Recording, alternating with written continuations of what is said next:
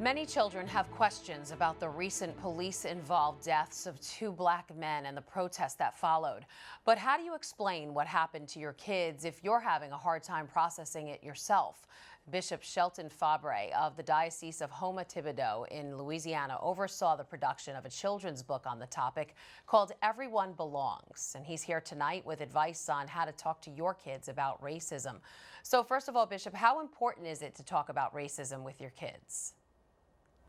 I think, as you said, kids are seeing and they're hearing a lot and trying to process that and trying to understand it. It is very, very important because I think it's a catechetical moment. And the catechesis that is conveyed is, that each and every person is made in the image and likeness of God.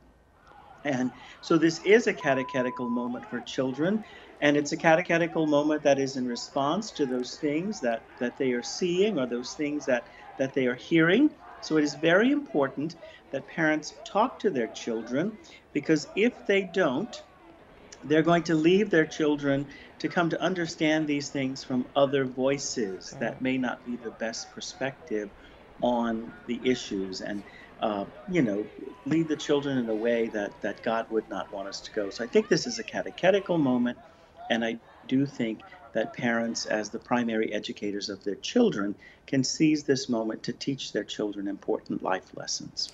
Now, does the age and race of the child play a role in how you approach the subject? Yes, racism is a very, very sensitive subject, and as with any sensitive subject, you need to be age appropriate. You need to remember that there are certain things at this age that this child can and cannot yet comprehend.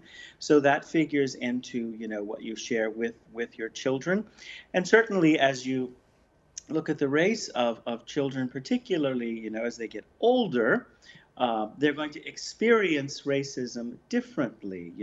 African American children will experience racism one way, and then speaking with Hispanic and Asian kids the same way, and actually Caucasian or white kids, you have to discuss racism with them from a different perspective. So the age and the race of the child does figure into what you share with them about racism. And can we honestly convey the brutality of racism in America to our kids without depriving them of any sense of love and respect for their country?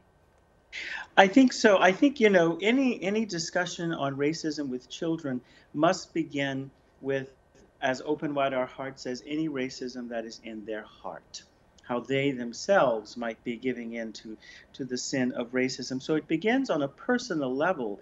And then as the child progresses to that point where the child is able to understand that you can love something even though it might have its flaws. We all know that about family life. We love our families, but none of them are perfect.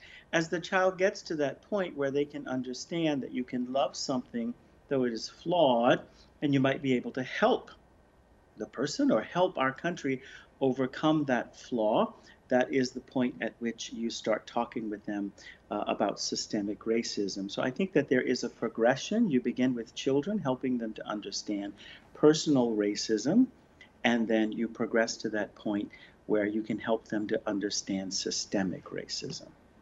Okay, and how can parents get a copy of the children's book, Everyone Belongs?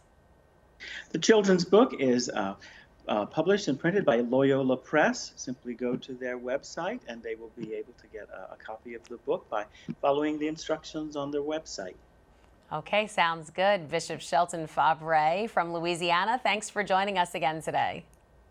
Thank you very much.